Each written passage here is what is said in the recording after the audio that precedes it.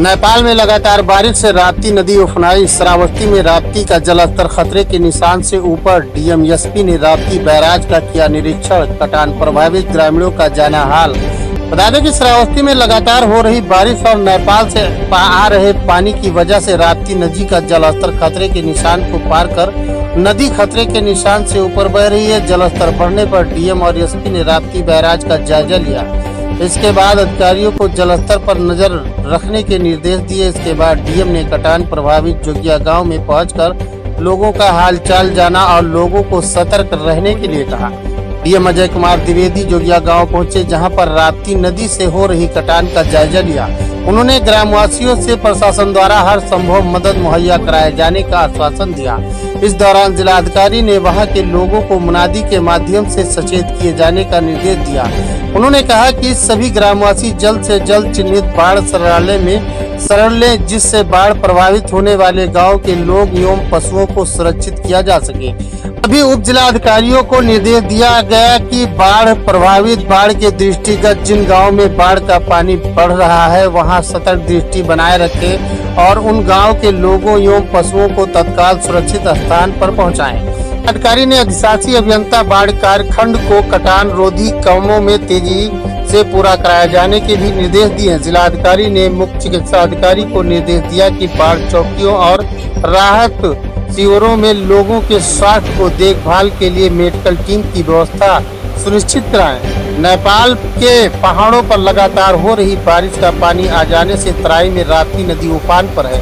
रात 10 बजे तक नदी खतरे के निशान से 130 सेंटीमीटर और ऊपर पहुंच गई थी। बाढ़ की प्रबल आशंका को देखते हुए प्रशासन ने तटवर्ती गांव को अलर्ट कर दिया है। सुबह तक गांव में पानी भर सकता है। प्रशासनिक टीम को लगातार सक्रिय रखा गया है। डीएम अजय कुमार द्विवेदी खुद भ्रमणशील हैं। डीएम बताया कि नेपाल के कुसुम नदी पर खतरे का निशान 3 मीटर निर्धारित है। यहाँ नदी का जल स्तर 8 मीटर से ऊपर चला गया है। इससे स्थितियाँ विपरीत होती जा रही हैं। शनिवार के शाम तक स्थिति नियंत्रण में थी, लेकिन अब ऐसा लग रहा है कि सुबह तक तटवर्ती गांव में पानी पहुंच सकता है। लोगों को सुरक्षित रखने के लिए टीम लगातार हर संभव कोशिश में लगी हुई है।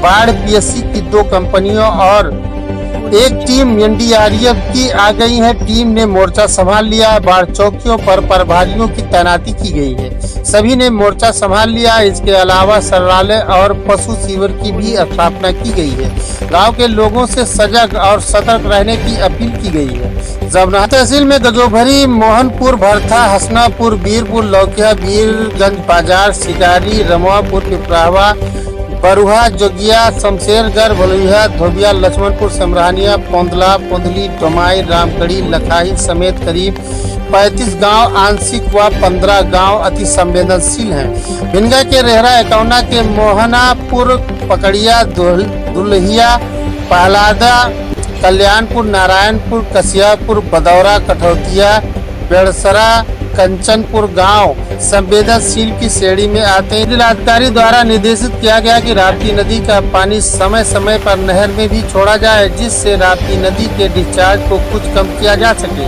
राप्ती नदी के जलस्तर पर पैनी नजर बनाए रखें। डीएम ने बताया कि बाढ़ संबंधी सूचना और सहयोग के लिए कलेक्ट्रेट में कंट्रोल रूम बनाया गया है। यहाँ ये 24 घंटे चालू रहेगा। किसी भी प्रकार की समस्या होने पर कंट्रोल रूम के नंबर 85 45 09 21 98 पर सूचना दी जा सकती है। वहीं डीएम ने आशंका जताई है कि सुबह तक गांव में पानी आ सकता है। ऐसे में हालात काफी चिंतित करने वाले हो गए हैं। वहीं इस वक्त राप्ती नदी खतरे के निशान से 130 सेंटीमीटर ऊपर बह रही है, जिसके चलते संभावित बाढ़ को लेकर तटवर्ती गांव के लोग भी सहम गए हैं। हालांकि घटते बढ़ते जलस्तर पर प्रशासन भी पूरी तरीके से नजर बनाए हुए है, ताकि संभावित बाढ़ आने पर तत्काल जरूरतमंदों तक राहत पहुंचाई जा सके। बाढ़ के दृष्टिगत जनपद श्रावस्ती अति संवेदनशील जिलों की श्रेणी में आता है। आगामी समय में बाढ़ की संभावना को दृष्टिगत रखते हुए बाढ़ से बचाव की सभी तैयारियों को पूर्ण कर लिया गया है। 19 बाढ़ चौकियों की स्थापना की गई है। इसमें सभी जगह बाढ़ चौकी प्रभारी तैनात हो गए हैं। उनको ब्रीफ कर दिया गया है, उनकी मीटिंग हो गई है। इसके अलावा शरणालय और पशु शिविरों की भी स्थापना कर दी गई है। राहत सामग्री जो शरणालयों में उपलब्ध कराई जानी है, उसकी जो टेंडर प्रक्रिया है वो पूर्ण करा ली गई है। बाढ़ कंट्रोल रूम स्थापित कर दिया गया है जो 24 घंटे संचालित रहेगा। जनपद में पीएसी फ्लड और एनडीआरएफ की कंपनियां मौजूद हैं। अगर कोई भी ऐसी स्थिति बनती है तो वो उसको हैंडल करने के लिए पूर्ण रूप से सक्षम है।